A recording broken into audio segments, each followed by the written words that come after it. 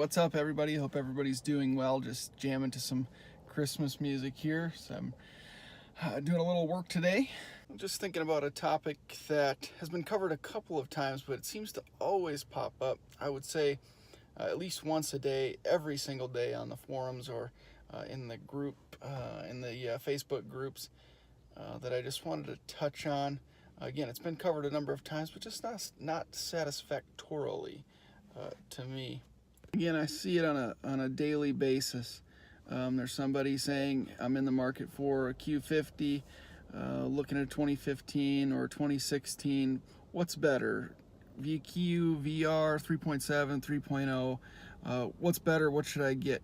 And inevitably, there's always the fanboys or the dedicated 3.0 owner or the dedicated 3.7 owner that's stuck on their particular platform. So just want to take a couple minutes today and run through some of the pros and cons of each that are specific to that individual platform, and maybe we can help a couple folks out determine what car or what platform is better for them that suits their specific needs. So let's get to it. I personally own a 2015 Q50 with the 3.7 liter. So let's go ahead and start with that platform first. We'll go with the pros to begin. Number one, this car sounds so good, so good.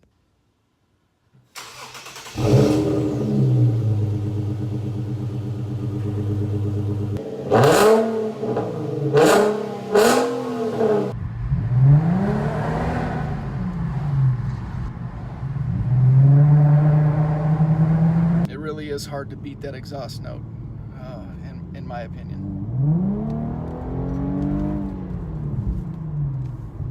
Sounds good.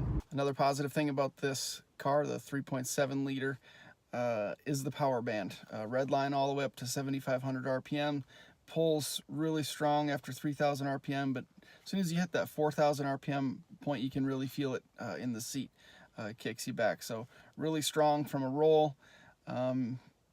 You're not going to have a problem with really many cars out on the street.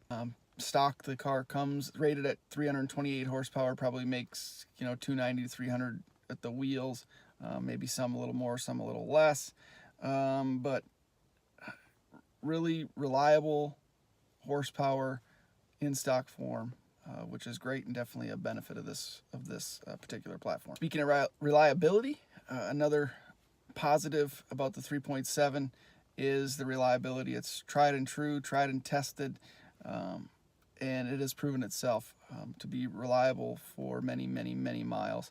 I don't want to jinx myself as an owner of the 3.7, but talking to anybody on the forums or in the groups, reliability is probably one of the number one points made about this particular engine. Talk about the cons or the negatives for just a moment.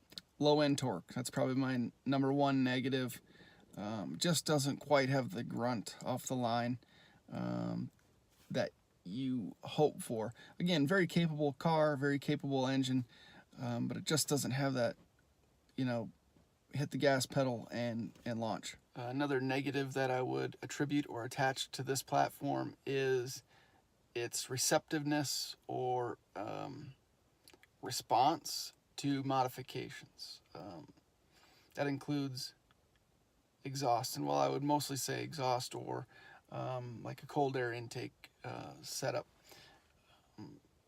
adding exhaust by itself, a lot of people have complained about even losing performance or losing torque at the low end. So sacrificing performance for bolt-ons is not something that interests me and doesn't add to the value of this car, unfortunately. Although combining those modifications with a tune is super beneficial and will certainly help you get maximum performance out of the vehicle, the tune or tunability itself is my final con or my final negative comment about this vehicle.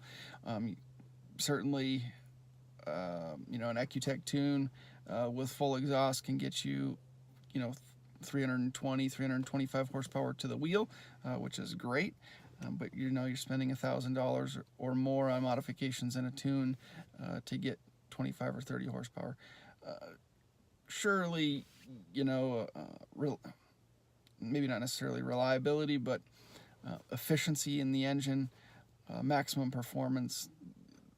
It's in my opinion probably worth $1,000, but what you get out of it,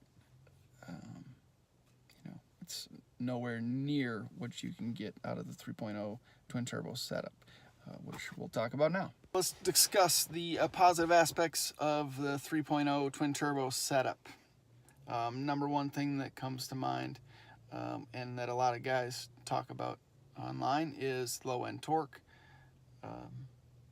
Obviously with forced induction, it gives you a bit more grunt low end. So from a dig, stock for stock, the 3.0 probably is going to take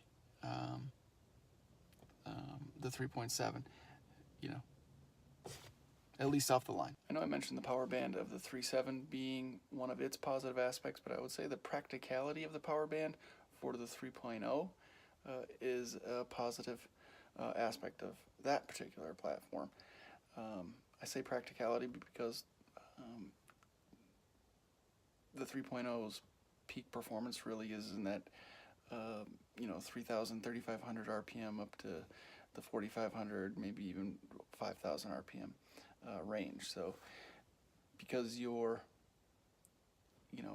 in typical driving situations in that RPM range or very close to it, makes the power very practical and usable. And also being a turbo engine, the power is very efficient. It's a very efficient way to make power, just because of the nature of a turbo setup. So that nod goes to the 3.0. I would say the biggest positive aspect of the 3.0 platform is tunability.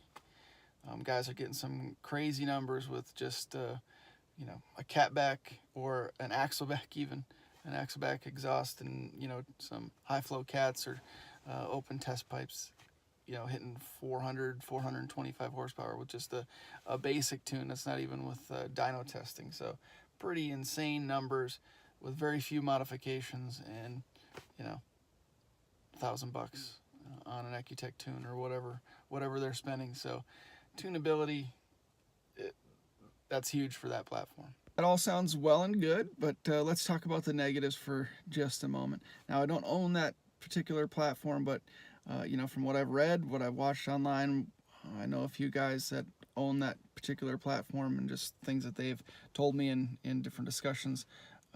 Some of the main concerns tend to be reliability. Known of a few instances, and you can see it online, where the car has had several issues, if not major issues, in just a year's time of ownership, between 15,000 and 13,000 miles being put on the car. And also a well-known belt issue, some replacing 2, 3, 4 or more belts within a given period of time, even a couple of cars being turned back in under the lemon law. So that could be a concern.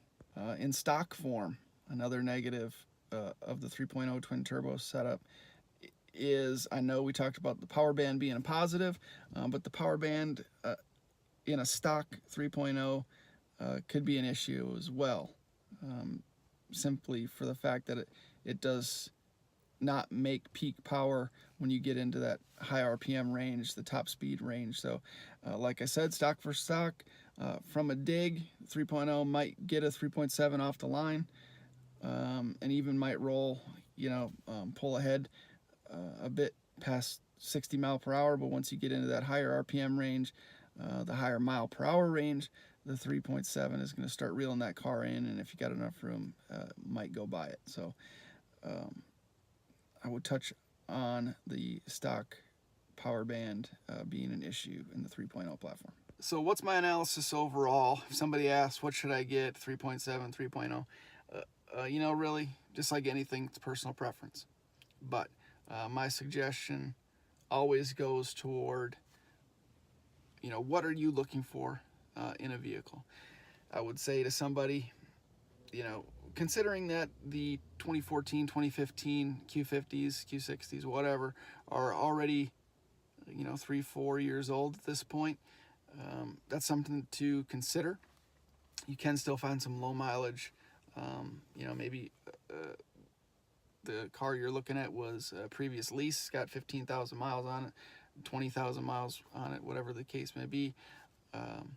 You know, you can still get a decent deal. So value is excellent on the 2014, 2015 3.7s.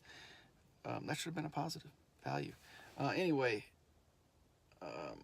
my question is going to be, what do you want to do with the car? How much money do you want to spend?